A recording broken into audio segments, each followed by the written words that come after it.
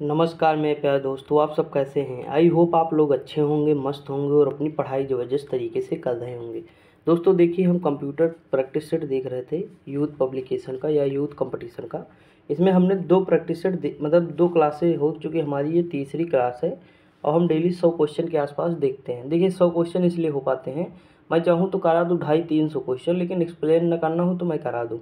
लेकिन व्याख्या रहती तो आपको भी पता है कि आप अगर पढ़ना भी चाहेंगे तो कम से कम नहीं 50 क्वेश्चन 1 घंटे में पढ़ पाएंगे, मतलब 2 घंटे आपको लगेंगे। लेकिन मैं कोशिश करता हूँ कि 1 घंटे में 100 क्वेश्चन आपके करा दूँ। ठीक, तो आप पढ़ते रहिए। और देखिए एग्ज़ाम जो है इतने, अब एग्ज़ाम बहुत स्पीड में पकड़े हुए हैं इस समय, मतलब जिस हिसाब से योगी जी फायर मोड में हैं उस हिसाब से लग रहा है कि पेपर बहुत जल्द जल्द अब होंगे और टाइम पे भी होंगे। ठीक, क्योंकि इस बार चुनाव ने बता दिया है कि मतलब युवा चाहता क्या है। देखिए बीपीओ का है, स्टेनो है, जूनियर असिस्टेंट ऑडिटर, ये सारे पेपर तो हैं। लेखपाल की भी शायद 4000 प्लस वैकेंसियाँ हैं। दोस्तों लगे रहिए, आपको इस बार एक सीट लेनी है बस, दुनियादारी से नहीं। आप जितना पढ़ सके उतना पढ़िए, प्रैक्टिस सेट करिए। जैसे आज संडे है तो आप पीवाईक्यू सॉल्व कर डालिए, जितने भी पीवाईक्यू आपके बच्चे हैं पीछे, पॉलिटी, हिस्ट्री, जियोग्राफी जो मैंने कराए हैं वो 2.0 पे करके सॉल्व कर दीजिए। क्योंकि आपको हर पीवाईक्यू में ट्रिक मिलेंगी, हर पीवाईक्यू में रिलेट करना सिखाया गया, हर पीवाईक्यू में आपका बहुत मतलब अच्छे लेवल के क्वेश्चन भी आपको मिलेंगे। तो आप कर सकते हैं, अंकित भाटी सर की बुक कर लीजिए 11,000 क्वेश्चन वाली, वो भी मैंने कराया है। तो ये सारी चीज़ें कर लीजिए जब भी टाइम मिले आपको, पढ़ते रहिए बस, ज़्यादा से ज़्यादा जितना प्रैक्टिस कर सकें एग्ज़ाम में वही काम आएगा। दोस्तों देखिए, हम यहाँ पे पहला टॉपिक लेकर चल रहे थे और इसमें सब टॉपिक थे। आज हम कोशिश करेंगे कि ये सारे सब टॉपिक कंप्लीट हो जाएं, क्योंकि इतिहास तक देख ही चुके थे, बाकी और यहाँ तक सोच रहा हूँ कि कंप्लीट कर दूँ। ठीक, तो आज हम सॉफ्टवेयर टॉपिक नंबर 2 पे पहुँच जाएंगे। तो देखते हैं, अपनी कोशिश पूरी करेंगे, आप लोग सहयोग करिएगा। देखिए हम लोग देखे कहाँ थे, तो 184 नंबर तक देख चुके थे। आज हमें देखता है कंप्यूटर का वर्गीकरण। ठीक, देखिए मैं जूम कर दिया हूँ, ध्यान से देखिएगा। कंप्यूटर का वर्गीकरण हमें देखना है। इसमें जो पहला क्वेश्चन है 185 नंबर कि डिजिटल कंप्यूटर विकसित किया गया। तो डिजिटल कंप्यूटर जो विकसित किया गया था वो किसके द्वारा किया गया था, तो यूएसए के द्वारा किया गया। सबसे पहले किसके द्वारा किया गया, यूएसए के द्वारा किया गया।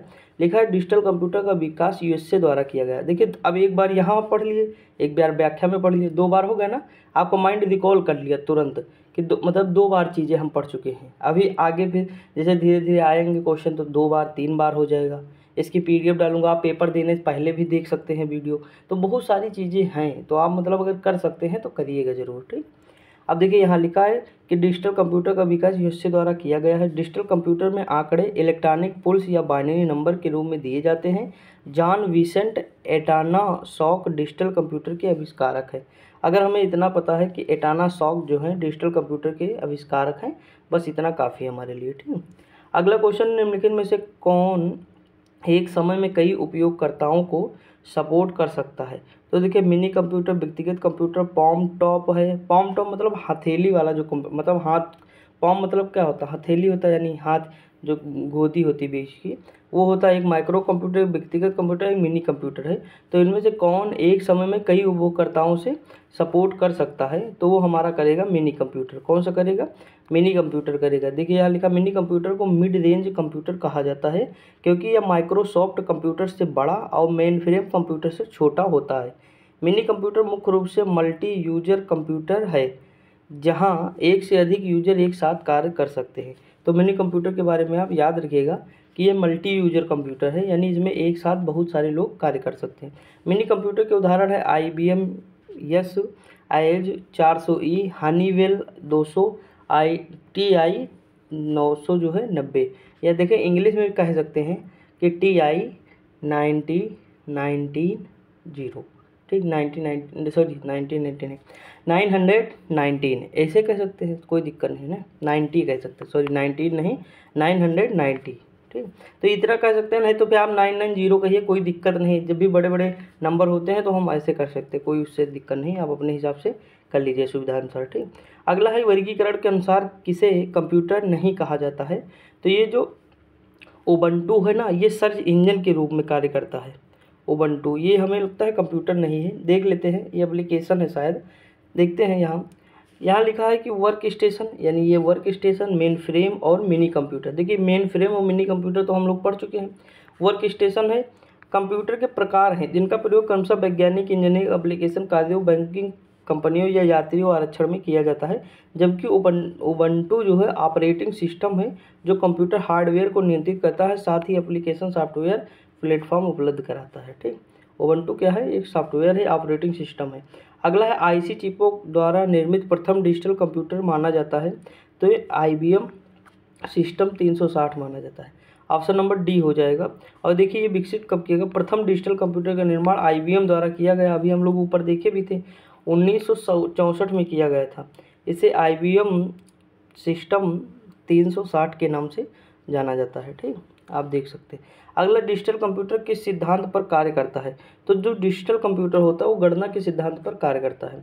डिजिटल कंप्यूटर वह कंप्यूटर होता है जो गणना के सिद्धांत पर कार्य करता है।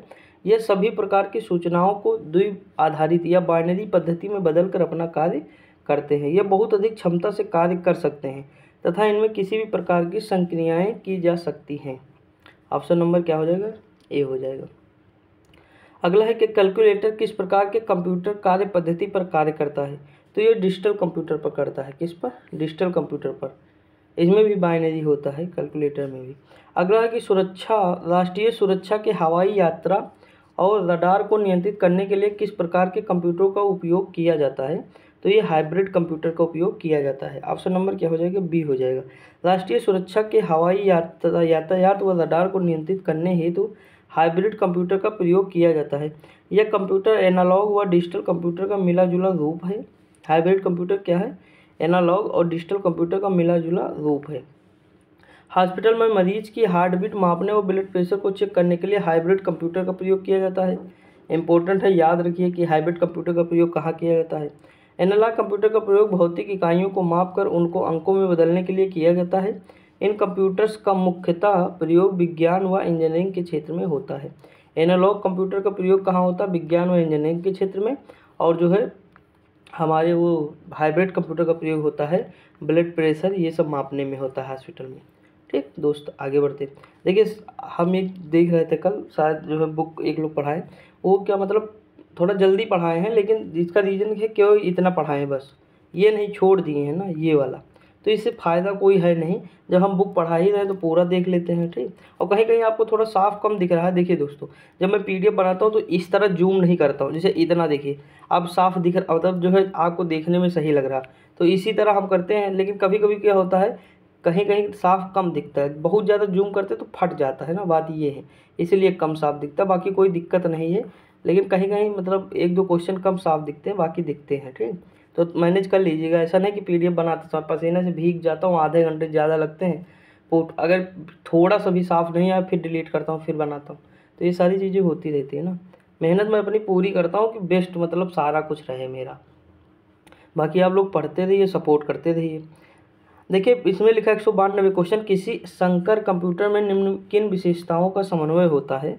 तो संकर कंप्यूटर में होता है अनुरूप तथा अंकीय कंप्यूटरों का। ऑप्शन नंबर क्या हो जाएगा? सी हो जाएगा। देखिए यहाँ लिखा है वे कंप्यूटर जिनमें एनालॉग कंप्यूटर और डिजिटल कंप्यूटर दोनों गुण हों संकर कंप्यूटर कहलाते हैं। इन कंप्यूटरों में इनपुट एनालॉग के रूप में होता है परंतु प्रोसेसिंग डिजिटल के रूप में होता है। इसमें एनालॉग से डिजिटल कन्वर्टर तथा डिजिटल से एनालॉग कन्वर्टर का उपयोग किया जाता है। अगला क्वेश्चन है, अनेक घरेलू उपकरणों में निर्मित छोटे और सस्ते कंप्यूटर किस प्रकार के होते हैं?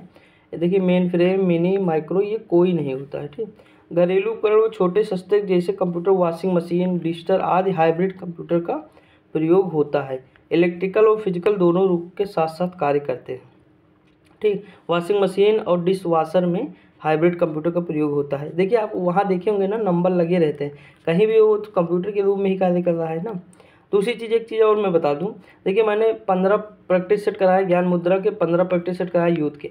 अगर आप लोग 30 प्रैक्टिस सेट ये सही से कर लिए, ठीक, और आप जो प्रीवियस ईयर मतलब जैसे यूपी स्पेशल जो है अलग से कर लिए और जो GS कराए अलग से कर लिए, आप कोई भी जाके परीक्षा दे दे, चाहे टेक्स्ट बुक में दे, चाहे अंकित भाटी सर के यहाँ दे, आपके लगभग 80 क्वेश्चन के आसपास सही हो जाएंगे, आराम से सही हो जाएंगे। अगर लेकिन पहले आपको ये सारे करने पड़ेंगे सही से, तब जाके सही होंगे। क्योंकि अगर आप ये करेंगे तो यही इसी को बेस बना के यहाँ प्रैक्टिस सेट आपको मिलेंगे, तब आपके ज़्यादा सही हो जाएंगे। समझ में आया कि नहीं? तो इसीलिए यूथ का तो करना है। देखिए यूपी स्पेशल भी करना, वो भी करना। अंकित भाटी सर की बुक करा रहा हूँ यूपी स्पेशल, वो भी करना है दोस्तों। 20 नंबर का सवाल है, समझ आएंगे, हम ऐसे जाने नहीं दे सकते हैं ना। तो आप लोग बहुत ध्यान से पढ़िएगा, जितना प्रैक्टिस सेट करा रहा हूँ उसमें देखिए मैं अपना दिमाग लगाता हूँ, ठीक, आपको मतलब अपनी चीज़ें बताता हूँ कि लंबे समय तक याद रहे, आप एग्जाम में कैरी कर ले जाए, तो वो बहुत इंपॉर्टेंट होता है। तो ध्यान से पढ़िएगा और मेहनत जितना हो सके करिए, क्योंकि इस साल जॉब लेना है हर हाल में। देखिए यहाँ लिखा कार में लगा हुआ गति मापक यंत्र निरूपित करता है, तो क्या करता है, एनालॉग कंप्यूटर करता है। कारों में लगा हुआ गति मापक यंत्र एनालॉग कंप्यूटर के उदाहरण है। एनालॉग कंप्यूटरों में विद्युत रे एनालॉग रूप का प्रयोग किया जाता है यदि गति धीमी होती है। अगला दिया है, निम्नलिखित में से कौन कंप्यूटर एनालॉग आउटपुट को डिजिटल फॉर्म में परिवर्तित करने में मुख्यतः संबद्ध है, तो ये कंप्यूटर एनालॉग कंप्यूटर है। कौन सा है, एनालॉग कंप्यूटर है। यही चीज़ यहाँ पे लिखा है, एनालॉग कंप्यूटर एनालॉग आउटपुट को डिजिटल फॉर्म में परिवर्तित करने का कार्य करता है। ठीक दोस्त, आगे बढ़ते हैं। अगला क्वेश्चन है, मेमोरी आकार और प्रदर्शन के आधार पर किस प्रकार के कंप्यूटर को बिग आयरन के रूप में जाना जाता है। इंपॉर्टेंट है, तो ये है मेन फ्रेम कंप्यूटर। कौन सा है, मेन फ्रेम कंप्यूटर है। देखिए मेन फ्रेम कंप्यूटर महत्वपूर्ण कार्यों के लिए जैसे जनगणना, उद्योग, उपभोक्ता आंकड़े, एंटरप्राइजेज संसाधन योजना और लेन देन प्रसंस्करण जैसे थोक डेटा प्रोसेसिंग का कार्य करते हैं। इस प्रकार कंप्यूटर को बिग आयरन के नाम से जाना जाता है। अगला है कि सबसे पहला मिनी कंप्यूटर कौन था, तो PDP-8 था। PDP-8 था। यह डिजिटल इक्विपमेंट कॉरपोरेशन द्वारा 1958 में निर्मित किया गया पहला सफल व्यावसायिक मिनी कंप्यूटर था। कौन सा था, मिनी कंप्यूटर। अगला है कि ENIAC कंप्यूटर के बारे में बताया है, कल मैंने बताया था ENIAC electronic numerical integrator and computer. Full form आपको याद रखना दोस्त। EDVAC का देखिए यह पहला इलेक्ट्रॉनिक जनरल पर्पज कंप्यूटर था। यहाँ लिखा है electronic discrete variable automatic computer. एक इलेक्ट्रॉनिक कंप्यूटर है, यह अपने पूर्ववर्ती ENIAC कंप्यूटर से भिन्न है। इसमें डेसिमल की जगह बाइनरी का प्रयोग होता है। देखिए इसमें डेसिमल का प्रयोग होता है, यहाँ बाइनरी का प्रयोग होता है। ठीक, तो थोड़ा ध्यान दीजिएगा। यहाँ लिखा माइक्रो कंप्यूटर हार्डवेयर में डिजिटल इक्विपमेंट की 3 बेसिक कैटेगरी कौन सी हैं, तो है सिस्टम यूनिट है, ये है सिस्टम यूनिट, इनपुट आउटपुट है और सेकेंडरी स्टोरेज है। तो यही हमारी जो है 3 बेसिक कैटेगरी हैं। ठीक, देखिए माइक्रो कंप्यूटर का विकास 1970 से प्रारंभ हुआ जब CPU में माइक्रो प्रोसेसर का प्रयोग किया गया। माइक्रो कंप्यूटर हार्डवेयर में डिजिटल इक्विपमेंट की 3 बेसिक कैटेगरी हैं। देखिए सिस्टम यूनिट है, इनपुट और आउटपुट है और सेकेंडरी यूनिट है, सेकेंडरी स्टोरेज है जो मेमोरी के टाइप होता है। इसका उपयोग घरों में मनोरंजन, चिकित्सा आदि के क्षेत्रों में किया जाता है। ठीक दोस्तों, आगे बढ़ते हैं। अगला, किस प्रकार के कंप्यूटरों का सर्वाधिक प्रयोग किया जाता है, तो ये कंप्यूटर है माइक्रो कंप्यूटर। कौन से कंप्यूटर है, माइक्रो कंप्यूटर। दिए गए विकल्पों में माइक्रो कंप्यूटर का सर्वाधिक प्रयोग किया जाता है। माइक्रो कंप्यूटर का आकार अन्य कंप्यूटरों की तुलना में छोटा होता है। माइक्रो नाम ही से लग रहा है, माइक्रो कंप्यूटर यानी सबसे छोटा होगा। अगला, डेस्कटॉप कंप्यूटर, लैपटॉप, टैबलेट और जो है स्मार्टफोन, इनमें से किसके भिन्न प्रकार हैं, तो ये हैं माइक्रो कंप्यूटर के। किसके हैं, माइक्रो कंप्यूटर के। Desktop computer, laptop computer, tablet और स्मार्टफोन माइक्रो कंप्यूटर के विभिन्न प्रकार हैं। माइक्रो कंप्यूटर एक छोटे आकार और पर्सनल कंप्यूटर का ही पर्याय है। इसमें CPU के रूप में माइक्रो प्रोसेसर का प्रयोग किया जाता है। समझा नहीं, तो ऑप्शन नंबर क्या हो जाएगा, ए हो जाएगा दोस्तों। अगला दिया है, निम्नलिखित में से कौन पोर्टेबल और ढोने में आसान है, तो ये लैपटॉप है। लैपटॉप भाई सबसे छोटा होता है, रख लो बैग में चले जाओ। और टैबलेट, लैपटॉप टैबलेट लोगों को पोर्टेबिलिटी यानी एक स्थान से दूसरे स्थान ले जाने में और मोबिलिटी के फीचर प्रदान करने में मदद करता है। लैपटॉप एक प्रकार का कंप्यूटर है जिसे हम नोटबुक कंप्यूटर भी कहते हैं। यह एक battery AC powered personal computer होता है जो कि छोटे साइज का होता है। इसे आसानी से एक स्थान से दूसरे स्थान ले जाया जा सकता है। सर्वप्रथम कंप्यूटर का आविष्कार चार्ल्स बेबेज ने किया था, हम लोग देख चुके हैं। यह लिखा, निम्नलिखित में से कौन विश्व का पहला लैपटॉप कंप्यूटर बाजार में लाया, तो ये लाए थे इप्सन। कौन लाए थे, इप्सन लाए थे। देखिए इप्सन ने बाजार में उतारा पहला लैपटॉप। उसके बाद देखिए एपिसन HX20 के नाम से 1981 में आया। उसके बाद यह 68 कीबोर्ड और रिचार्जेबल निकल कैडमियम बैटरी से युक्त था। ठीक, ये याद रखिए, थोड़ा इंपॉर्टेंट इतना नहीं है लेकिन याद रख लीजिए हल्का, कोई दिक्कत नहीं। देखिए आप एक बार पढ़े रहेंगे तो एग्जाम में कुछ ना तो कुछ तो करेंगे ही ना। ये तो ना लगेगा कि सुना सुना है ये, मतलब ये तो लगेगा ना कि पढ़े हैं, हम एक बार कहीं देखे हैं। यहाँ लिखा है कि मिलिएप सबसे कम कीमत का लैपटॉप है। ठीक, जिसे बाजार में उतारा गया तो किसे HCL द्वारा, किसे द्वारा, HCL द्वारा मिलैप, देखिए माइल ऐप कहें या मिलीप कहें या अपने हिसाब से माइलीप कहें, माइलीप ज़्यादा बढ़िया लगे हमें। माइलीप लैपटॉप HCL कंपनी द्वारा विकसित सबसे कम कीमत का लैपटॉप है। इसकी स्क्रीन 7 इंच की होती है। इसका प्रोसेस इंटेल का है। इसमें सभी प्रकार के operating system Linux, DOS, XP, window या विस्टा आदि प्रयोग होते हैं। अगला सुबाह पोर्टेबल निजी कंप्यूटर जो आपकी गोद में रखने लायक छोटा होता है क्या कहलाता है? नोटबुक कंप्यूटर कहलाता है। क्या कहलाता है? Notebook computer. नोटबुक कंप्यूटर का एक सुबाह या पोर्टेबल तथा गोद में आसानी से रखकर कार्य करने की सुविधा वाला एक कंप्यूटर होता है। यह लैपटॉप कंप्यूटर का लघु संस्करण है जिसे गतिमान अवस्था में वायरलेस नेटवर्क द्वारा इंटरनेट का प्रयोग करने के लिए विशेष रूप से डिजाइन किया गया है। इसकी प्रोसेसिंग क्षमता लैपटॉप से कम होती है पर हम लगभग कंप्यूटर के सारे वर्क कर सकते हैं। अगला क्वेश्चन है कि शब्द लैपटॉप और पॉमटॉप किस संदर्भ में प्रयुक्त किए जाते हैं? तो ये कंप्यूटर के संदर्भ में प्रयुक्त किए जाते हैं। किसके? कंप्यूटर के। लैपटॉप और पॉमटॉप एक प्रकार के कंप्यूटर होते हैं। लैपटॉप एक पोर्टेबल कंप्यूटर का लघु संस्करण है जबकि पॉमटॉप एक हैंड हेल्ड कंप्यूटर होता है। यह आकार में छोटे होते हैं। इसमें एक पेन इनपुट की कीबोर्ड का कार्य करता है। अगला क्वेश्चन निम्नलिखित में से किसके बारे में विश्व का सबसे सस्ता टैबलेट PC होने का दावा किया गया है? ये आकाश टैबलेट PC विश्व का सबसे सस्ता होने का दावा किया गया। आकाश को भारत के हैदराबाद स्थित डेटा विंड कंपनी द्वारा बनाया गया है। देखिए जो भारत में विकसित उसे तो याद ही रखना है ना। अगला क्वेश्चन है कि शब्द PC का पर्सनल कंप्यूटर, PC का अर्थ क्या है? पर्सनल कंप्यूटर है। देखिए PC का अर्थात पर्सनल कंप्यूटर को डेस्कटॉप कंप्यूटर भी कहते हैं, ये भी याद रखना है। PC एक प्रकार का माइक्रो कंप्यूटर है जिसमें कीबोर्ड, मॉनिटर तथा सिस्टम यूनिट होते हैं। सिस्टम यूनिट में CPU, मेमोरी तथा अन्य हार्डवेयर होते हैं।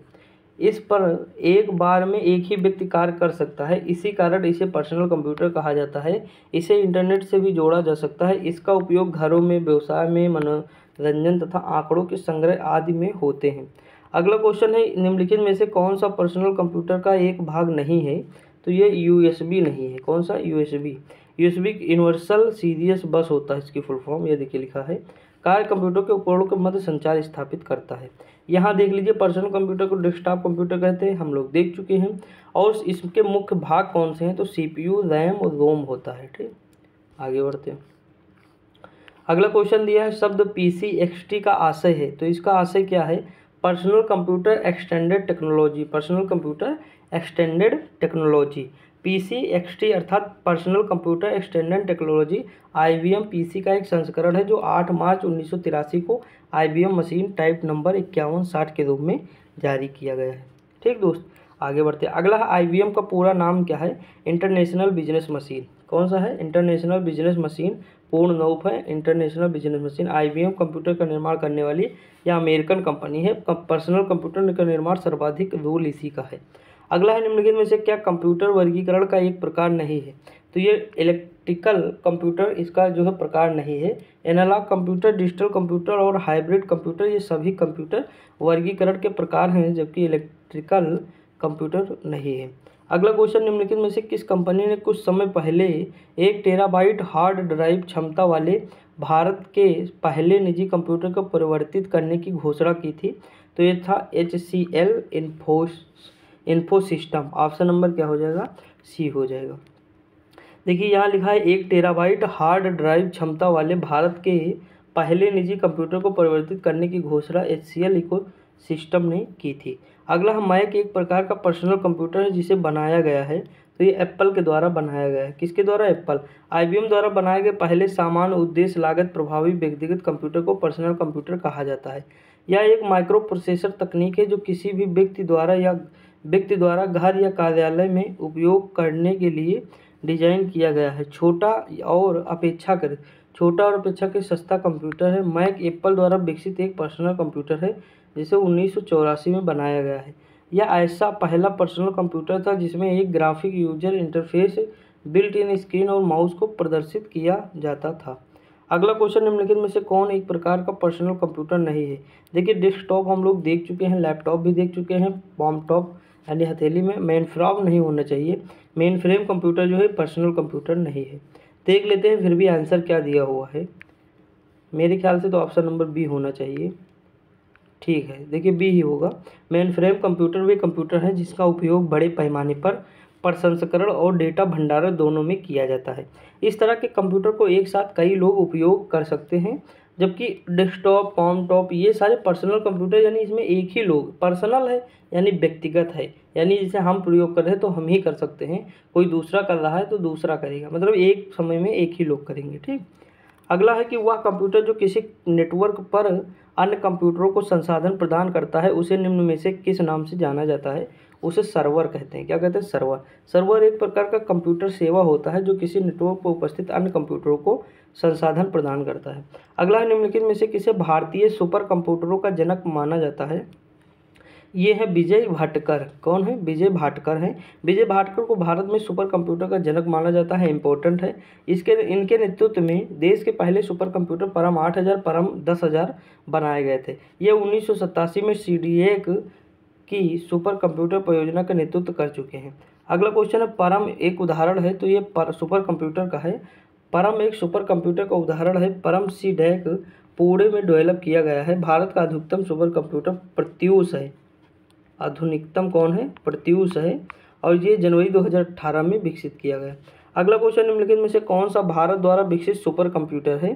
तो इसमें परम युवा 2 परम युवा 2 या 2 भारत सुपर कंप्यूटर कार्यक्रम 1980 के दशक में नई दिल्ली में सॉफ्टवेयर के लिए, बेंगलुरु में हार्डवेयर के लिए, फ्रेमवेयर के लिए, पुणे में शुरू किया गया था। देखिए अलग अलग है। नई दिल्ली में सॉफ्टवेयर के लिए, बेंगलुरु में हार्डवेयर के लिए और फ्रेमवर्क के लिए पुणे में शुरू किया गया। भारत द्वारा विकसित सुपर कंप्यूटर परम युवा सेकंड है, जबकि भारत का पहला सुपर कंप्यूटर परम 8000 है। ये तो सबको लगभग पता है। अगला सीडीएक का संबंध किससे है? तो कंप्यूटर से है।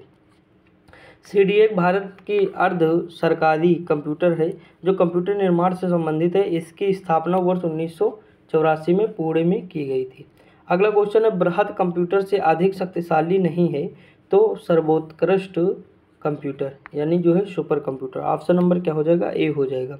देखिए यहाँ लिखा सुपर कंप्यूटर का कार्य क्षमता बृहद कंप्यूटर की अपेक्षा बहुत अधिक होता है। सुपर कंप्यूटर साधारणतया फ्लोटिंग पॉइंट ऑपरेशन पर सेकंड की गणना कर सकता है। इसका उपयोग तेल, गैस, नाभिकीय मॉडलिंग, मौसम इत्यादि का पता लगाने में किया जाता है। आगे बढ़ते हैं। अगला क्वेश्चन है सुपर कंप्यूटर की एक श्रृंखला जिसे पूरे भारत में Centre for Development of Advance Computing CDACs के द्वारा बनाया गया है और असेंबल किया गया है, तो परम किया गया है। ठीक। परम एक सुपर कंप्यूटर की श्रृंखला है जिसे पूरे Bharat centre for Development of Advance computing, देखिए सीडैक की फुल फॉर्म ही लिखी है यहाँ पे। क्या लिखा है? Centre for Development of Advance computing. ठीक, ये याद रखिए, फुल फॉर्म पूछा जा सकता है। असेंबल किया गया। अगला निम्नलिखित में से कौन सा भारत का सबसे तेज और पहला पेटाफ्लॉप पीएफ सुपर कंप्यूटर है जिसे पुणे स्थित Indian institute of tropical meteorology IITM में अनावरित किया गया है। तो ये प्रत्यूष है। कौन है? 2018 में प्रत्यूष बना था। हम लोग अभी ऊपर देखें।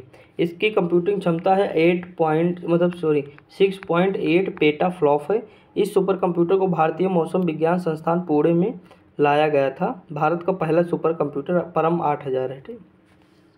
अगला है निम्नलिखित में से कौन सी भारतीय वैज्ञानिकों द्वारा विकसित सुपर कंप्यूटर परम की श्रृंखला नहीं है। तो ये कौन है? परम मित्र है। परम मित्र सुपर कंप्यूटर नहीं है, बाकी सारे क्या हैं? परम कंप्यूटर हैं। ठीक। अब देखिए परम 8000, परम ब्रह्मा, परम 86, परम युवा, परम ईशान, परम पद्मा, परम सिद्धि आदि परम श्रृंखला के सुपर कंप्यूटर हैं। परम श्रृंखला के कंप्यूटर का विकास Centre for Development of Advance Computing द्वारा किया गया है, यानी सीडैक के द्वारा किया गया है। फुल फॉर्म दोस्तों याद रखिए, इंपॉर्टेंट है। ठीक। अगला भारत में विकसित परम सुपर कंप्यूटर का विकास किस संस्थान ने किया? तो सीडैक ने किया। Centre for development and advance computing Pune में स्थित है। परम 8000 भारत। देखिए ये सारे सिंपल क्वेश्चन है, ज़्यादा हार्ड नहीं है। निम्नलिखित में से कौन सा एशिया का पहला सुपर कंप्यूटर है? तो एका है। एका एशिया का पहला सुपर कंप्यूटर है। यह सुपर कंप्यूटर टाटा की पुणे स्थित कंप्यूटेशनल रिसर्च लेबोरेटरीज में तैयार किया गया है। एका संस्कृत का शब्द है, इसका अर्थ होता है नंबर 1। अगला क्वेश्चन, दिए गए विकल्पों में से भारत में निर्मित सुपर कंप्यूटर परम 10,000 के डेवलपर का नाम चुनें। तो इनके डेवलपर का क्या नाम है? IIT Kharagpur, CDAC Pune. तो सीडैक पुणे द्वारा किया गया है, सीधी सी बात है। ठीक, अभी हम लोग देखें ऑप्शन नंबर क्या हो जाएगा? बी हो जाएगा। देखते हैं ऑप्शन नंबर क्या हो जाएगा, तो बी हो जाएगा, परम 10,000। ठीक, बस इतना हमें याद रखना है, बाकी सारी चीज़ें छोड़ दी। ये इसकी स्थापना जो हुई 1988 में हुई। अगला है सुपर कंप्यूटर परम 8000 का विमोचन किस वर्ष किया गया? तो ये 1991 में किया गया। सुपर कंप्यूटर वे होते हैं जिनकी संगणना क्षमता तथा गति अत्यधिक होती है। भारत में विकसित सुपर कंप्यूटर परम 8000 सीडेक कंपनी द्वारा 1991 में विमोचित किया गया।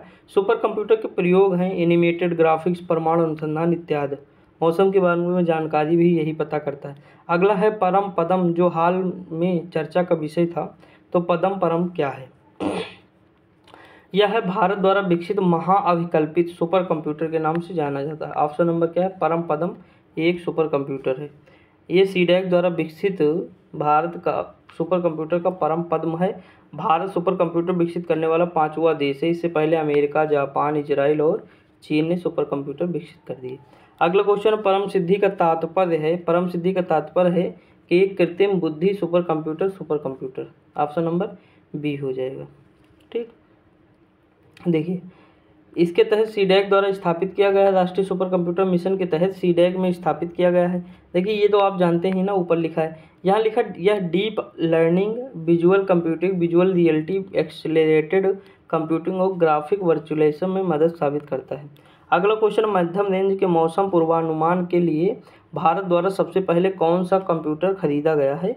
तो क्रे XMP-14 एक सुपर कंप्यूटर है जिसको क्रे रिसर्च द्वारा बनाया गया है। ये बाजार में 1982 में उतारा गया। इसे भारत द्वारा सबसे पहले मौसम पूर्वानुमान के लिए खरीदा गया था। अगला है सुपर कंप्यूटर का प्रयोग निम्नलिखित में से किस अनुप्रयोग के लिए किया जाता है? तो देखिए सुपर कंप्यूटर का प्रयोग अगर हम देखें मौसम के लिए, मौसम पूर्वानुमान के लिए किया जाता है। ऑप्शन नंबर सी हो जाएगा। अभी हम ऊपर बता भी चुके थे ये कि अत्यधिक तीव्र प्रोसेसिंग शक्ति और विशाल भंडारण क्षमता वाले कंप्यूटर सुपर कंप्यूटर होते हैं। इनका प्रयोग वैज्ञानिक और तकनीकी क्षेत्र में अनुसंधान और डिजाइन, पेट्रोलियम उद्योग, तेल भंडारों को पता लगाने के लिए तथा मौसम विज्ञान की पूर्वानुमान जानकारी के लिए किया जाता है। अगला है वाटसन कंप्यूटर निम्नलिखित में से किस कंपनी द्वारा प्रोडक्ट किया गया है? तो IBM इंटरनेशनल बिजनेस मशीन के द्वारा इसके संस्थापक है जे वाटसन। अगला क्वेश्चन, निम्नलिखित में से कौन सबसे बड़ा, सबसे तेज एवं सबसे महंगा है? तो सुपर कंप्यूटर ही है। ठीक, देखिए सुपर कंप्यूटर सबसे तेज और सबसे महंगे कंप्यूटर कौन है? सुपर कंप्यूटर हैं। सुपर कंप्यूटर वे होते हैं जिनकी इसमें भंडारण क्षमता 200 से 300 गीगाबाइट से अधिक होती है। यह 500 पेटाफ्लॉप की क्षमता से कार्य करते हैं। इसकी जरूरत तभी होती है जब अनवरत रूप से बदल रहे आंकड़ों को समानुक्रमित करना होता है। 2017 में चीन निर्मित सनवे तेहुलाइट विश्व का सबसे तेज सुपर कंप्यूटर था। अगला क्वेश्चन है, सुपर कंप्यूटर के लिए शब्द लंबाई की परास होती है तो कितनी होती है? 64 बिट होती है। कितने? 64 बिट तक परास 64 बिट तक होती है। अगला है, विश्व का दूरतम कंप्यूटर निष्पादित कर पाया है दिसंबर, ये तो कब कितना? 10 की घात 12 यानी 10 की पावर 12 तक जो है संक्रिय वृत्त ये है। आप कर सकते हैं 10 की पावर 12 तक जा सकते हैं। देखिए यहाँ प्रश्नकाल के समय में विश्व 10 की 12 प्रति सेकंड करता है। वर्तमान में विश्व का सबसे तेज सुपर कंप्यूटर चीन के सनवे तेहुलाइट है जिसमें 1.31 पेटाबाइट की मेमोरी, इसके स्टोरेज क्षमता 20 PB है। अगला है, चीन द्वारा हाल ही में निर्मित दुनिया का सबसे तेज सुपर कंप्यूटर कौन है? तो तिहान 2 है। कौन? तिहाने 2 का निर्माण चीन के national university of defence technology द्वारा किया गया है। यह दुनिया का सबसे तेज गति से कार्य करने वाला सुपर कंप्यूटर है। इसकी गणना की क्षमता जो है 33.86 पेटाफ्लॉप सेकंड है प्रति सेकंड है। वर्तमान में दुनिया का सबसे तेज सुपर कंप्यूटर सनवे तेहुलाइट है जिसका विकास चीन ने ही किया है। अगला क्वेश्चन, विश्व का प्रथम सुपर कंप्यूटर कौन सा था? तो IBM जो है विकसित किया था। IBM ही होना चाहिए विश्व का सुपर कंप्यूटर। बाकी देखते हैं ऊपर क्या दिया हुआ है।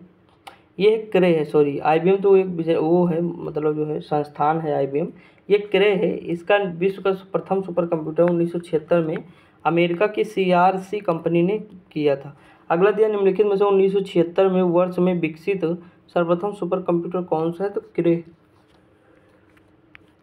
यहाँ देखिए 2 बार आपका रिवीजन होगा, एक ऊपर पूछ लिया एक नीचे, यहाँ भी आपका रिवीजन हो जाएगा। क्रे 1976 में विकसित, इसका श्रेय निर्माण अमेरिका के क्रे रिसर्च कंपनी को जाता है। सुपर कंप्यूटर के क्षेत्र में सर्वाधिक योगदान के लिए सेमेयर क्रे को सुपर कंप्यूटर का जन्मदाता कहा जाता है, फादर ऑफ सुपर कंप्यूटर। अगला सुपर कंप्यूटर का उदाहरण है तो ये सभी हैं, तिनहै 2 है, क्रे 2 है, क्रे XMP14 है। अगला वैश्विक मौसम के लिए किसका प्रयोग किया जाता है, सुपर कंप्यूटर का, ये बताने की जरूरत नहीं है, ठीक। क्रे विकसित किया गया 1976 में।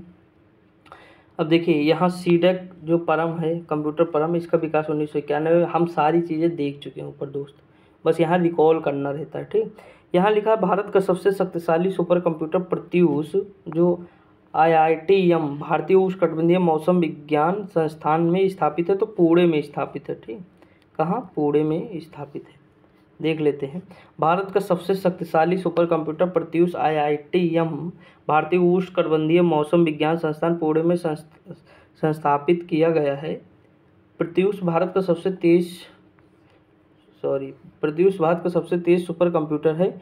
इस अपार कंप्यूटर की हाई परफॉर्मेंस कंप्यूटिंग क्षमता 6.8 पेटाफ्लॉप है, जो मात्र 1 सेकंड में कई अरब गणनाएं कर सकता है। मिहिर भी एक सुपर कंप्यूटर है जो इसी संस्थान द्वारा विकसित किया है। तो प्रत्यूष और मिहिर क्या है, तो सुपर कंप्यूटर है। अगला दिया, निम्नलिखित में से कौन एक 2018 में स्थापित भारत का सबसे तेज सुपर कंप्यूटर था, तो प्रत्यूष था। इसके बारे में हम जानकारी ले चुके हैं, अब नहीं पढ़ेंगे, ठीक। आगे चलते हैं। अगला क्वेश्चन है, भारत का सबसे युवा और सबसे multi petaflop super computer Pratyush का प्रयोग किस उद्देश्य से लिए किया गया, तो मौसम पूर्वानुमान के लिए किया गया है। ये जानकारी भी हम लोग समझ चुके हैं। अगला देखिए, जापान का कौन है, फोगाकू है, प्रथम कंप्यूटर स्थान है, ठीक। ये आप देखिए कंप्यूटर के कार्य पे हम चलते हैं, देखते हैं कंप्यूटर के कार्य। देखिए लिखा है कि कंप्यूटर निम्नलिखित में से कौन सा कार्य नहीं करता है, तो देखिए कंप्यूटिंग, प्रोसेसिंग, आउटपुट, अंडरस्टैंडिंग यानी समझना, वो समझता नहीं कंप्यूटर। आप जो चीज़ लिखेंगे वो आपको दे देगा, इनपुट जो डालेंगे आउटपुट उसी से रिलेटेड आ जाएगा, लेकिन वो अंडरस्टैंड नहीं करता है। देखिए अब यहाँ देखिए ये इंपॉर्टेंट है, आपको ये क्वेश्चन मिलेगा। देखिए सुपर कंप्यूटर से एक क्वेश्चन, CPU मैंने पढ़ाया पूरा टॉपिक, वहाँ से एक क्वेश्चन आपको मिल जाएगा, कार्य से एक क्वेश्चन मिलेंगे, यानी जो इसके सब टॉपिक है ना, सबसे एक एक क्वेश्चन जरूर मिलेंगे। इतना आपको तो चलना है लेकर, और 20 क्वेश्चन है, मतलब 15 क्वेश्चन है, आराम से 15 टॉपिक आपके हो जाने चाहिए। तो पढ़ते रहिए जितना ज़्यादा। देखिए मैं ये सोचता हूँ अगर आप 80+ ले आए, ठीक, 100 में, और कोई बहुत बड़ी बात नहीं कर रहा हूँ मैं, क्योंकि मैथ है ही नहीं भाई। GS जितनी पढ़ाएं अगर पूरी पढ़ के चले जाएंगे तो आपकी मैक्सिमम कंप्लीट, क्योंकि 11,000 क्वेश्चन अंकित भाटी सर के भी है, उसमें मैंने 2-3 हज़ार क्वेश्चन नहीं कराया, जैसे अर्थव्यवस्था है, 1-2 टॉपिक छोड़ दिया हूँ, बाकी सारी करा। अगर वो आप पूरा कर लेंगे, GS उससे पहले मैंने 5-6 हज़ार क्वेश्चन कराए हैं, वो कर लेंगे, और आपके माइंड में सेट होता चला जाएगा। ऐसा नहीं कि मतलब केवल पढ़ाए हो, नहीं, कॉन्सेप्ट, लॉजिक, ट्रिक सब कुछ मतलब सॉल्व साथ में दिया हूँ। जो भी बंदा एक बार किया है वीडियो, उसे पता है कि क्या मैंने पढ़ाया है। तो देखिए वो कर लीजिएगा, इतने प्रैक्टिस सेट कराया हूँ 30, वो कर लीजिएगा, ठीक। उसके बाद देखिए UP स्पेशल मैं करा ही रहा हूँ, कंप्यूटर अलग से करा रहा हूँ, वो भी समझा रहा हूँ, सारी चीज़ें अच्छे। तो अगर ये सारी चीज़ें करेंगे उसके बाद आप जाके मॉक दीजिए, जितना मैंने पढ़ा है वो सब करने। देखिए बात ये होता है ना, किसी चीज़ को हम कैरी कैसे करके एग्जाम तक हम पहुँचा दें, सब यही सबसे बड़ी बात हो जाती है। देखिए मान लीजिए 1 घंटे में कोई इंसान कराता है आपको 40 क्वेश्चन बोर्ड के सामने, ठीक। लेकिन मैं कहता हूँ कि जैसे 1 घंटे में अगर बुक ही पढ़ रहे हो तो कम से कम देखिए 100 क्वेश्चन मैं कराता हूँ, एक्सप्लेन करता हूँ, 100 क्वेश्चन और जोड़ दीजिए, 200 क्वेश्चन हो गए आपके, ठीक। उसके बाद लॉजिक, मैथड, ट्रिक, सारा कुछ मतलब जितना ज़्यादा हो सकता है एक्सप्लेन करता रहता हूँ, तो वो सबसे ज़्यादा इम्पोर्टेंट होता है। और आपके सामने ही पेन मतलब चला करता है कि कहाँ कौन सा है, तो और दिमाग में आपका आता है, गोला भी बना देता हूँ। तो ये सारी चीज़ें माइंड को इफ़ेक्ट करती हैं, और ये चीज़ आपको समझना होगा, आपको जानना होगा, आपको ये साथ लेकर एग्जाम में जाना भी होगा, समझे ना दोस्त। तो ये सब करना पड़ेगा, मेहनत जितना कर सकते हैं आप करिए, और PYQ जितना सॉल्व कर, मैं कहता हूँ ना 2.0 पे PYQ ही सॉल्व कर डालिए सारे। आपका कॉन्फिडेंस लेवल देखना कहाँ होगा। आप ज्योग्राफी की वीडियो उठा के तो देखिए, इतने लॉजिक, इतने ट्रिक, इतना मैथड है कि क्या ही कहें। तो सारी चीज़ें हैं, आप बस पढ़ते रहिए। आइए हम देखते हैं कंप्यूटर के कार्य, एक क्वेश्चन हमारा यहाँ से पक्का हो जाएगा, ठीक। अब हम थोड़ा पेन बदलते हैं, थोड़ा मतलब ताकि थोड़ा अच्छा लगे। देखिए यहाँ जो 244 क्वेश्चन है कि कंप्यूटर निम्नलिखित में से कौन सा कार्य नहीं करता है, तो कंप्यूटर इनमें से कौन सा अंडरस्टैंडिंग मैंने बता दिया। देखिए कंप्यूटर को स्वयं के सोचने, समझने व निर्णय लेने की क्षमता नहीं है। यह केवल दिए गए दिशा निर्देशों पर ही काम करता है, यानी हम जो भी इनपुट देंगे इसे उसी पर कार्य करेगा। जब computing, processing, output, printing computer के महत्वपूर्ण कार्य हैं। ठीक, अगला क्वेश्चन है निम्नलिखित में से कौन सा मूल ऑपरेशन कंप्यूटर द्वारा किया गया या किया जाते हैं। तो ये इनमें से देखिए अंकगणितीय ऑपरेशन, संचय व पुनर्प्राप्ति, तार्किक, ये सारे किए जाते हैं। यही लिखा है कि अंकगणितीय ऑपरेशन, तार्किक ऑपरेशन, संचय एवं पुनर्प्राप्ति सभी मूल ऑपरेशन कंप्यूटर द्वारा किए जाते हैं। अगला क्वेश्चन है इनमें से कौन सा कार्य किसी कंप्यूटर के 4 प्रमुख डाटा प्रोसेसिंग कार्यों में से एक नहीं है। तो इनमें से कौन सा नहीं है। तो देखिए यहाँ डाटा एकत्रित करना है, आंकड़ों को सूचनाओं में प्रोसेस करना बिल्कुल है। आंकड़ों और सूचनाओं को विश्लेषण वो नहीं करता क्योंकि वो उसके अंडरस्टैंडिंग क्षमता है ही नहीं, तो विश्लेषण करेगा क्यों बताइए, एनालिसिस करेगा नहीं करेगा दोस्तों। तो ऑप्शन नंबर यही हो जाएगा, भंडार करेगा। देखिए यहाँ पे लिखा है कंप्यूटर के 4 प्रमुख कार्य हैं, कौन कौन से हैं। डाटा को एकत्रित करना, आंकड़ों और सूचनाओं को प्रोसेस करना, आंकड़ों एवं सूचनाओं को स्टोर करना, डेटा को निर्गमन करना। कंप्यूटर आंकड़ों द्वारा सूचनाओं का विश्लेषण नहीं करता है। अगला क्वेश्चन है निम्नलिखित में से कौन सा कार्य कंप्यूटर द्वारा नहीं किया जाता है। तो तस्वीरें लेना जो है कंप्यूटर का कार्य नहीं है। ठीक, प्रिंटिंग, छाप की पहचान करना, गणना करना, धुन या संगीत तैयार करना, ये सारी हैं। कंप्यूटर द्वारा धुन तैयार कर सकते हैं, संगीत की रिकॉर्डिंग कर सकते हैं तथा उंगलियों की छाप पहचान कर सकते हैं, जबकि तस्वीर लेने के लिए वेब कैम या कैमरे की आवश्यकता होती है। अगला क्वेश्चन निम्नलिखित में से कौन सा कार्य नहीं करता है। इनपुटिंग, प्रोसेसिंग, हाँ सही है। ठीक, और देखते हैं inputting, processing, controlling, output, understanding. देखिए 2 बार क्वेश्चन आया ना अंडरस्टैंडिंग का, याद रखिए यही इसी तरह के क्वेश्चन जब आते हैं तो हम समझ जाएं तो हमारा काम हो जाए। देखिए कंप्यूटर के अंदर समझने की क्षमता नहीं यानी अंडरस्टैंडिंग नहीं कर सकता है। अगला क्वेश्चन है कंप्यूटर कई प्रकार के डाटा मैनिपुलेट करते हैं और इस मैनिपुलेशन को कहा जाता है तो प्रोसेसिंग कहते हैं। क्या कहते हैं, प्रोसेसिंग। यहाँ लिखा है कंप्यूटर डाटा किसी input device, keyboard, mouse, scanner या डिस्क से प्राप्त होता है। डाटा को प्राथमिक मेमोरी में लाकर प्रोसेस द्वारा मैनिपुलेट या प्रोसेस किया जाता है। कंप्यूटर में सभी प्रकार की गणनाएं चाहे वो लॉजिकल हो, मैथमेटिकल हो, सीपीयू के एलयू में होती हैं। एलयू में उत्पन्न परिणामों को प्राथमिक मेमोरी में ट्रांसफ़र कर दिया जाता है। प्रोसेसिंग समाप्त होने पर प्राथमिक मेमोरी में उपलब्ध डाटा को आउटपुट डिवाइस में भेज दिया जाता है। यहाँ लिखा निम्नलिखित में से किसके लिए इंटरप्ट मैकेनिज्म की आवश्यकता नहीं है। तो इसमें किसके लिए नहीं है। देखिए यहाँ ऑप्शन नंबर क्या हो जाएगा, सी हो जाएगा।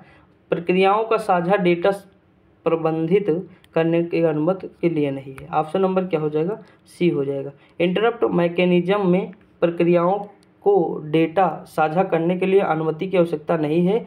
इंटरप्ट एक ऐसी गणना है जो उस क्रम को बदल देती है जिसमें प्रोसेसर निर्देशों को निष्पादित करता है। एक रुकावट की योजना बनाई जाती है, विशेष रूप से वर्तमान में चल रहे कार्यक्रम द्वारा अनुरोध किया जाता है, या अनियोजित ऐसी घटना के कारण जो वर्तमान में चल रहे कार्यक्रम से संबंधित भी हो सकते हैं या नहीं। अगला है डेटा प्रसंस्करण या डेटा प्रोसेसिंग। अपूर्ण डेटा को परिवर्तन को संदर्भित करता है तो क्या करता है, जानकारी। डेटा प्रसंस्करण, डेटा प्रोसेसिंग अपूर्ण डेटा को जानकारी में परिवर्तन को संदर्भित करता है। बहुत सारी गणनाएं या क्रियाएं जो कंप्यूटर परफॉर्म करके एक रिजल्ट देता है उसे क्या कहते हैं, डेटा प्रोसेसिंग कहते हैं। अगला क्वेश्चन है का अर्थ एक डेटा चुनने, इसे सारांशित करने और इसे एक इस प्रकार प्रस्तुत करने के लिए होता है जो यह प्राप्तकर्ता के लिए उपयोगी हो। जानकारी कौन होता है, जानकारी। कंप्यूटर साइंस में जानकारी का अर्थ होता है डेटा चुनने, सारांशित करने और इसे इस प्रकार प्रस्तुत करने के लिए होता है कि यह प्राप्तकर्ता के लिए उपयोगी हो। ठीक दोस्तों, आगे बढ़ते हैं। अब देखिए यहाँ आ गया कंप्यूटर का परिचय। हमारा देखिए सॉफ्टवेयर शुरू हो गया है, वो हमारा टॉपिक कंप्लीट हो गया। ये नेक्स्ट टॉपिक हमारा दूसरा। देखिए हमने एक टॉपिक के 5 उप टॉपिक यानी सब टॉपिक जो है कंप्लीट किए हैं। ठीक, 5 यानी 5 नंबर आपके कंप्लीट हो चुके हैं वहाँ से। अब ये हमारा जो है सॉफ्टवेयर की बात कर रहे हैं। अब सॉफ्टवेयर में भी उप टॉपिक है तो हम पहले देखेंगे सॉफ्टवेयर का परिचय। तो स्टार्ट कर देते हैं आज से। देखिए सॉफ्टवेयर का परिचय हम कुछ क्वेश्चन करते हैं, टाइमिंग देख लेते हैं एक बार। ठीक है, थोड़ा मतलब 10-12 मिनट और देखते हैं, ताकि मतलब हम जल्दी से हमारी किताब कंप्लीट हो जाए। देखिए मैं अपनी पूरी कोशिश करता हूँ, एक दिन में आपको भी पता है कि मैं पूरा नहीं पढ़ा सकता हूँ, और ये पूरा मैं पढ़ा भी ना पाऊँगा एक दिन में, क्योंकि भाई 10-12 घंटे लगातार कैसे बोल पाऊँगा, नहीं हो पाएगा ना। तो ये सारी चीज़ें होंगी, लेकिन उसके लिए आपको टेंशन लेने की ज़रूरत नहीं, मैं बुक कंप्लीट करा दूंगा आपकी। कोशिश मेरी हमेशा रहती है कि 10-12 वीडियो में ये पूरी बुक करा दूँ, क्योंकि बुक में भाई सब टॉपिक भी तो हैं। अगर मैं एक दिन में एक टॉपिक लूँगा ना, तभी मुझे कम से कम नहीं तो 20 वीडियो लगेंगे, लेकिन फिर मैं कोशिश करता हूँ कि 10-12 वीडियो में पूरा मतलब कंप्लीट कर दूँ। 10-12 घंटे में ये पूरी कंप्लीट हो जाएगी बुक, लेकिन खुद पढ़ेंगे तो नहीं पढ़ पाएंगे, मैं बताता हूँ 10-12 घंटे में। तो इसीलिए आप पहले मतलब ये जो पढ़ा रहा हूँ पढ़िए, जब आवश्यकता लगेगी दोबारा जब देखेंगे तो आपके माइंड में सेट होता चला जाएगा। जो भी चीज़ एक बार पढ़ लो, दोबारा प्रैक्टिस सेट के तौर पर ऐसे देखते चले जाओ, आपके माइंड में एकदम बैठता चला जाएगा, ठीक। और देखिए जो लोग रील्स देखते हैं, मैं पहले बता दूँ, रील्स देखना बंद कर दीजिए बिल्कुल पूरी तरह से, ठीक। क्योंकि रील्स में शॉर्ट होता है, क्या होता है शॉर्ट्स। आप जिस तरह रील देखेंगे तो आपका दिमाग भी वही से हो जाता है शॉर्ट्स, यानी दिमाग कभी लॉन्ग चीज़ पढ़ना ही नहीं चाहता, 1 घंटे की वीडियो देखना ही नहीं चाहेगा, क्योंकि उसे आदत किसकी है, 30 सेकंड की, 15 सेकंड की। आप खुद देखिए, जो 30 सेकंड 15 सेकंड में आप जो भी चीज़ देखते हैं, क्या वो चीज़ आपको याद रहती है? भूल जाते हैं दोस्तों, 5 सेकंड बाद जैसे रील हटी आप भूल गए कि मैंने रील में देखा क्या था, समझे कि नहीं। ये चीज़ होता है, ये माइंड को बहुत इफेक्ट करता है आज के मतलब जनरेशन में। इसीलिए रील्स देखना बंद करो, क्योंकि जितना ज़्यादा मतलब लॉन्ग वीडियो देखेंगे आप, या किताबें पढ़ें, आप बताइए किताबें पढ़ने किसी का मन करता नहीं करता है, रीजन रील्स, ये शॉर्ट्स की वजह से। बहुत बच्चे नहीं देखते हैं, जैसे हम खुद ही नहीं देखते कभी। इंस्टा हमारा लॉगिन है, लेकिन कभी मैं जो है उसे ओपन ही नहीं करता हूँ। एक नहीं 2-2 महीने का बीत जाए मैं ओपन ही ना करूँगा इंस्टाग्राम। ना फेसबुक चलाता हूँ, ना ट्विटर, ये सारी कुछ नहीं। टेलीग्राम चलाओ, उस पर जानकारी मिलेंगी आपको बहुत सारी चीज़ें ना। तो ये सारी चीज़ें हैबिट को सही करिए, तब माइंड आपका शार्प होगा और लंबे समय तक चीज़ें आपके काबू में रहेंगी। नहीं फिर आने वाले समस्या में मतलब आने वाले दिनों में बहुत समस्याएं हैं, समझ लीजिए। रील्स देखेंगे तो रील्स की तरह ही माइंड रहेगा शॉर्ट वाला, लॉन्ग चीज़ें कभी बैठा नहीं पाएगा दिमाग। और यही रीज़न है कि आप लोग लॉन्ग वीडियो देखता ही नहीं चाहते हैं, केवल शॉर्ट वीडियो, शॉर्ट जहाँ 5 मिनट में बूटी पिलाई जाए वही देखना चाहते हैं। और यही सारी कमियां हैं, देखना एग्जाम में इसका असर पड़ता है, मैं खुद बता रहा हूँ पहले ही, इसलिए सुधर जाइए और अपना अच्छे से सारी चीज़ें मैनेज करिए। देखिए यहाँ लिखा है कि पहला के निम्नलिखित प्रोग्राम जिसके कारण कंप्यूटर वांछित तरीके से कार्य करता है कहलाता है, तो सॉफ्टवेयर कहलाता है। क्या कहलाता? सॉफ्टवेयर। देखिए सॉफ्टवेयर प्रोग्रामिंग भाषा द्वारा लिखे गए निर्देशों की श्रृंखला है जिसके अनुसार दिए गए डेटा का प्रोसेस होता है। बिना सॉफ्टवेयर के कंप्यूटर किसी भी कार्य नहीं कर सकता है। यह प्राथमिक उद्देश्य डाटा को सूचना में परिवर्तित करना है। सॉफ्टवेयर के निर्देशों के अनुसार ही हार्डवेयर भी कार्य करते हैं। अगला है सॉफ्टवेयर का प्राथमिक उद्देश्य डाटा को किस में बदलना है, तो सूचना में बदलता है। देखिए उद्देश्य डाटा का होता है कच्चा तत्व, रॉ मटेरियल। डाटा होगा, फिर सॉफ्टवेयर, फिर सूचना, यानी डाटा ही जो सॉफ्टवेयर है यही प्रोसेस करता है। अगला है कि कंप्यूटर के संदर्भ में सॉफ्टवेयर का क्या अर्थ है। इसका अर्थ है कि कंप्यूटर प्रोग्राम्स, क्या है कंप्यूटर प्रोग्राम, सॉफ्टवेयर प्रोग्राम्स नियमों और क्रियाओं का वह समूह है जो कंप्यूटर को यह बताता है कि क्या और कैसे करना है। सॉफ्टवेयर कंप्यूटर का वह भाग है जिसे हम छू नहीं सकते। साधारणतः प्रोग्राम, एप्लीकेशन और सॉफ्टवेयर एक ही चीज़ इंगित करते हैं। प्रोग्राम, सॉफ्टवेयर, एप्लीकेशन और सॉफ्टवेयर एक ही चीज़ है। अगला है कंप्यूटर प्रोग्राम का एक समुच्चय है जिसका उपयोग कंप्यूटर के कार्यों को करने में मदद किया जाता है। तो कौन सा है, तो सॉफ्टवेयर। सॉफ्टवेयर जो है कंप्यूटर प्रोग्राम का एक समुच्चय है। सॉफ्टवेयर निर्देशों का एक संग्रह है जो कंप्यूटर को बताता है कैसे काम करना है। अगला है सॉफ्टवेयर क्या है, तो सॉफ्टवेयर है कंप्यूटर के सभी भौतिक भागों को सॉफ्टवेयर कहते हैं। कंप्यूटर को संचालित करने वाले व्यक्ति को सॉफ्टवेयर कहते हैं। सॉफ्टवेयर नीचे ऑप्शन नंबर डी हो जाएगा इसमें। सॉफ्टवेयर निर्देशों का एक सेट या प्रोग्राम है जो हार्डवेयर को चलाने में सक्षम होता है। ऑप्शन नंबर डी हो जाएगा। ऊपर के हिसाब से हम देखें जितने क्वेश्चन किए हैं उस हिसाब से ऑप्शन नंबर डी होना चाहिए। हम देख लेते हैं ऑप्शन नंबर डी क्या होगा। देखिए आप जितना मतलब ऑप्शन नंबर डी ही है। यहाँ लिखा है कि सॉफ्टवेयर निर्देशों प्रोग्राम को वह समूह है जो कंप्यूटर को किसी विशेष कार्य को पूरा करने का निर्देश देता है। यह यूजर को कंप्यूटर का कार्य करने की क्षमता प्रदान करता है। सॉफ्टवेयर के बिना कंप्यूटर हार्डवेयर या निर्जीव बॉक्स मात्र है। सॉफ्टवेयर दो प्रकार के होते हैं, एक सिस्टम सॉफ्टवेयर होता है, एक एप्लीकेशन सॉफ्टवेयर होता है। सिस्टम सॉफ्टवेयर मुख्य रूप से एक ऑपरेटिंग सिस्टम के माध्यम से कंप्यूटर के आंतरिक कामकाज को नियंत्रित करता है और मॉनिटर, प्रिंटर, स्टोरेज डिवाइस जैसे उपकरण को भी नियंत्रित करता है। जबकि एप्लीकेशन सॉफ्टवेयर कंप्यूटर को उपयोगकर्ताओं के द्वारा आदेशों को निष्पादित करने के लिए निर्देश देता है। अगला क्वेश्चन है, जावा में एक एप्लीकेशन है। देखिए ए प्लेट्स जावा में एक एप्लीकेशन होता है जिसका उपयोग क्लाइंट साइड पर छोटे एप्लीकेशन को भेजने और उन्हें चलाने या रन करने के लिए किया जाता है। ए प्लेट एक जावा प्रोग्राम है जिसे वेब पेज में एम्बेड किया जा सकता है। यह वेब ब्राउज़र के अंदर चलता है और क्लाइंट साइड का काम करता है। एप्लेट्स या ऑब्जेक्ट टैग का उपयोग करके एक HTML पेज में एक एप्लेट एम्बेड किया जाता है और वेब सर्वर पर होस्ट किया जाता है। अगला क्वेश्चन दिया है, कंप्यूटर के संदर्भ में सॉफ्टवेयर का अर्थ है। तो ये सॉफ्टवेयर का अर्थ है कि कंप्यूटर प्रोग्राम। ऑप्शन नंबर क्या हो जाएगा, बी। देखिए कंप्यूटर के संदर्भ में सॉफ्टवेयर का अर्थ है कि कंप्यूटर प्रोग्राम से है। सॉफ्टवेयर निर्देशों का समूह होता है जो एक विशेष नियम या एल्गोरिदम को ध्यान से रखते हुए बनाया जाता है। यह सीक्वेंस मतलब जो है क्रम में ऑर्डर कर कार्य करता है और जो है सॉफ्टवेयर कंप्यूटर के कार्यों को नियंत्रित करता है और हार्डवेयर सॉफ्टवेयर के बीच समन्वय स्थापित करता है। अगला है, कंप्यूटर के संदर्भ में GUI का विस्तार क्या है। GUI का विस्तार है कि ग्राफिकल यूजर इंटरफेस।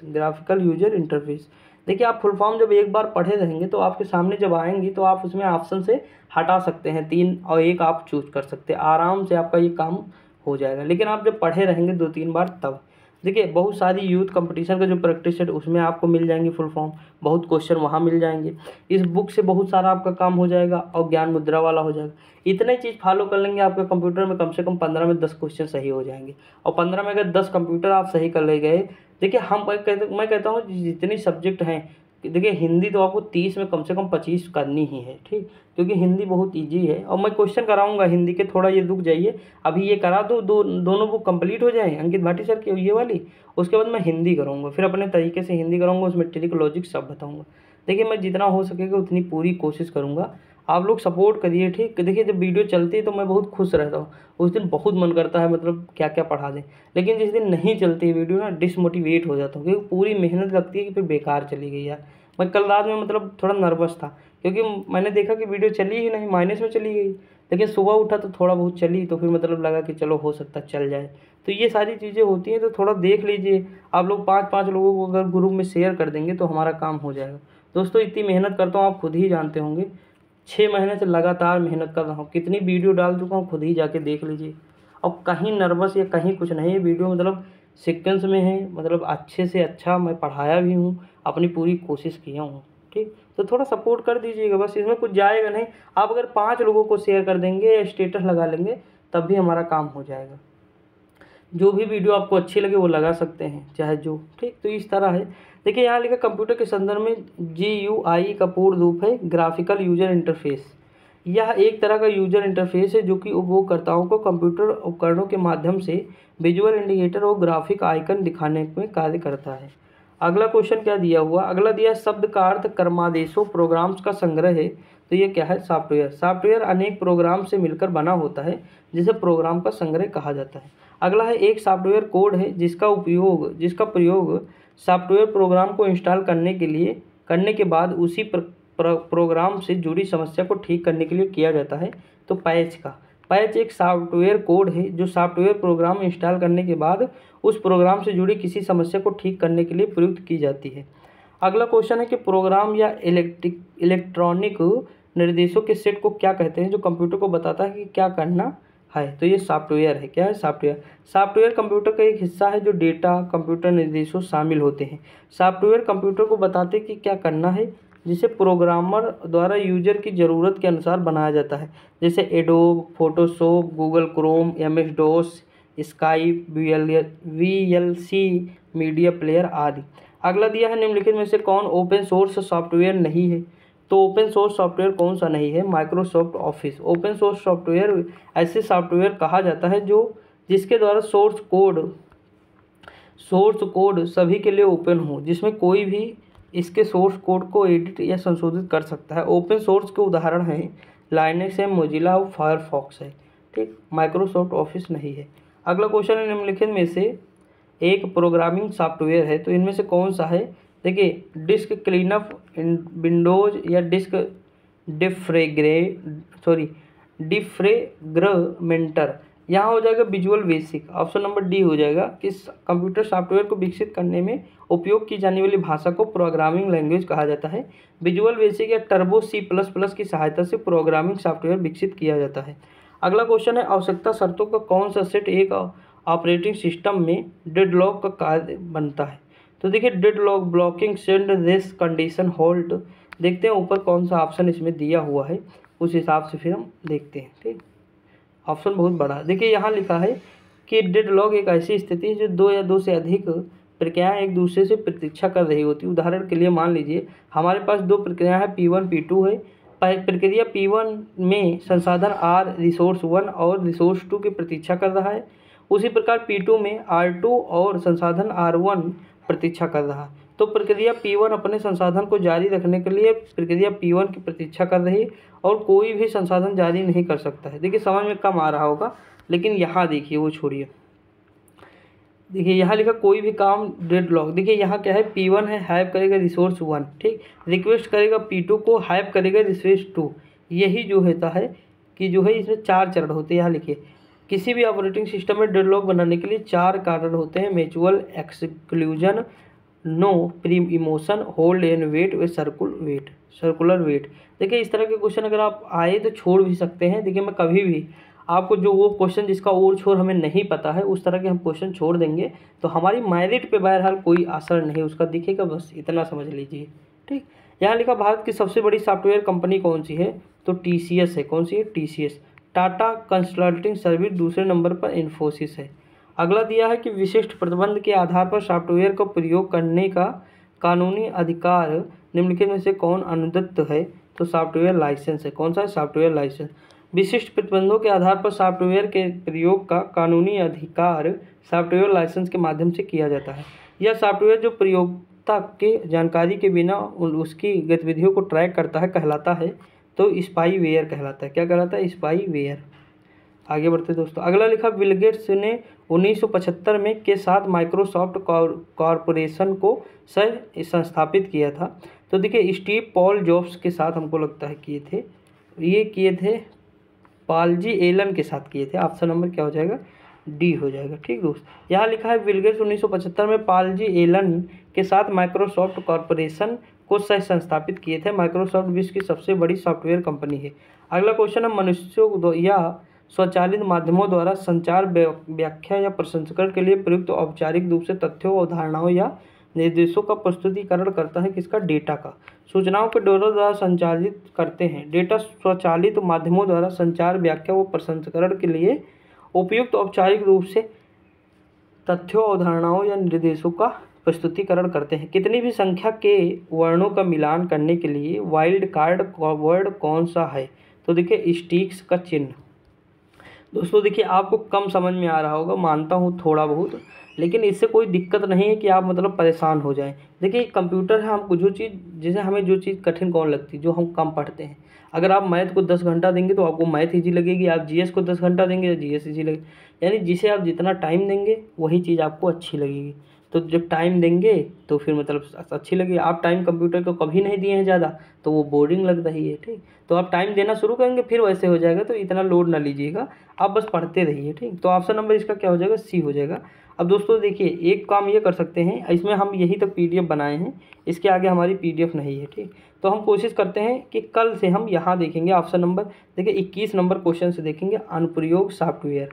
ठीक, यहाँ से हम देखेंगे। देखिए हमारी पूरी कोशिश होगी कि हम 10 वीडियो में 11 वीडियो में कंप्लीट कर दें, पूरी अपनी कोशिश करूँगा। आप लोग क्या करें, UP स्पेशल और ये कंप्यूटर ये दोनों क्लास करें, साथ में GS की जो पिछली क्लासें पड़ी हुई हैं उसे ज़रूर करें दोस्तों। मेरी मतलब विनम्र निवेदन है, क्योंकि मैं ये चाहता हूँ कि एग्ज़ाम में आपको मतलब आप कभी भी क्वेश्चन उठा के फिर करिएगा। GS के जितना करा वो करिए, उसके बाद क्वेश्चन करिए।